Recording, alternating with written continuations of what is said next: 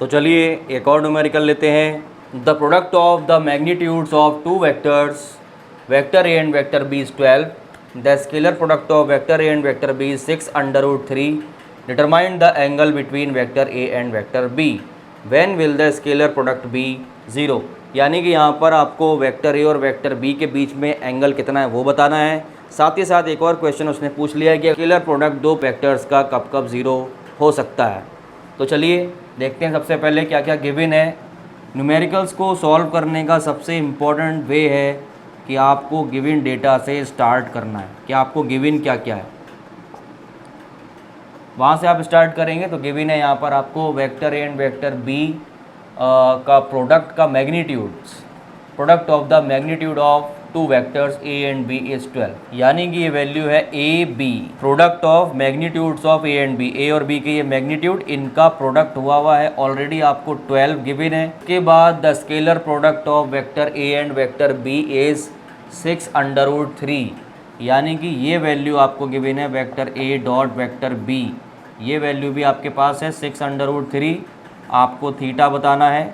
मुझे लगता है कि बहुत ही आसान न्यूमेरिकल हो गया ये। Vector A dot vector B is equal to, you will apply A B cos theta, then cos theta becomes vector A dot vector B divided by A B. Put the values, vector A dot vector B is 6√3 divided by AB is given 12, 6 2 जा 12, this becomes cos theta is equal to √3/2, और √3/2 cos में value होती है angle 30 पर। तो ये हो जाएगा आपका cos theta is equal to cos 30 degree और π/6। ट्रिग्नोमेट्रिक रेशियो दोनों cos है और दोनों तरफ पॉजिटिव साइन है, इसलिए एंगल कंपेयर होने के बाद आपको मिलेगा theta is equal to 30 degree, यानी कि वेक्टर ए और वेक्टर बी के बीच में 30 डिग्री का एंगल यहाँ पर बन रहा होगा। ये एक आंसर हुआ। दूसरा उन्होंने पूछा है when will the scalar product be 0। तो स्केलर प्रोडक्ट, जब हमने प्रॉपर्टीज ऑफ स्केलर प्रोडक्ट को पढ़ा था उस समय हमने देखा था कि स्केलर प्रोडक्ट 0 तब होता है जब वेक्टर ए और वेक्टर बी या तो परपेंडिकुलर हो, यानी कि अगर आप फॉर्मूला वाइज जाएँ, ये रहा फॉर्मूला, तो इस फॉर्मूला में vector A dot vector B ये स्केलर प्रोडक्ट है, इसको बताना है 0 कब कब होगा। ये इन तीन बातों पे डिपेंड करेगा। एक तो ये कि जब ये 0 होगा तो उस समय या तो थीटा 90 डिग्री हो, यानी कि वेक्टर बी ए और वेक्टर बी अगर नॉन जीरो हैं तो वो एक दूसरे के परपेंडिकुलर हो, तब होगा। दूसरा, या फिर अगर मैग्नीट्यूड ऑफ वेक्टर ए 0 हो, ए की वैल्यू 0 हो तो इन सबसे मल्टीप्लाई होकर वो 0 हो जाएगा, या बी 0 हो, मतलब अगर ए 0 हो तब भी ए 0 हो जाएगी वैल्यू, बी 0 होगा तब भी ए 0 हो जाएगा, और अगर थीटा 90 डिग्री का होगा, ए और बी 0 नहीं है या एक उनमें से है भी, तब भी ए 0 होगा। ये तीन कंडीशंस हैं when the two vectors are perpendicular to each other. चलिए एक और न्यूमेरिकल लेते हैं। The sum and difference of two vectors vector A and vector B are mutually perpendicular to each other, prove that both the vectors are equal in magnitudes. तो यहाँ पर आपको given है कि sum and difference of two vector, आपके पास दो vector हैं vector A and vector B, उनका सम एंड डिफरेंस जो है, सम एंड डिफरेंस यहाँ से हमारा सॉल्यूशन स्टार्ट होगा। प्रूफ करना है। प्रूफ करने वाले क्वेश्चंस की सबसे अच्छी बात ये होती है, न्यूमेरिकल्स की सबसे अच्छी बात ये होती है कि हमें आंसर पहले से पता होता है। तो देखते हैं इसमें हम क्या कर सकते हैं। अब देखिए यहाँ पर आपको vector A and vector B का जो सम और डिफरेंस है, यानी कि सम तो होगा ये अकॉर्डिंग टू क्वेश्चन, सम हो गया vector A plus vector B,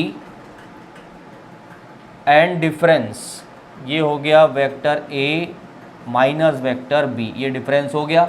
और हमने स्केलर प्रोडक्ट की प्रॉपर्टीज़ में पढ़ा है कि if two vectors are perpendicular to each other then their dot product is 0। उसी की हम यहाँ पर हेल्प लेंगे। देखिए कैसे। तो अगर ये परपेंडिकुलर होंगे तो मैंने यहाँ पर डॉट प्रोडक्ट लगा दिया, जो कि इन्होंने कहा है कि वो परपेंडिकुलर हैं, mutually perpendicular to each other, यानी कि ये नेसेसरी कंडीशन यहाँ पर होल्ड होगी ही होगी। डॉट, ये एक वेक्टर है, ये दूसरा वेक्टर है, उनके बीच में डॉट लगाया हमने, ये होगा 0। अब इसको आपको सॉल्व कर लेना है। जितनी प्रॉपर्टीज़ आपने पढ़ी हैं उन प्रॉपर्टीज़ का कुछ का यूज़ यहाँ पर होगा। देखते हैं किन किन का यूज़ होगा और कैसे। सबसे पहले मल्टीप्लाई कर लेते हैं डिस्ट्रीब्यूटिव प्रॉपर्टी की हेल्प से।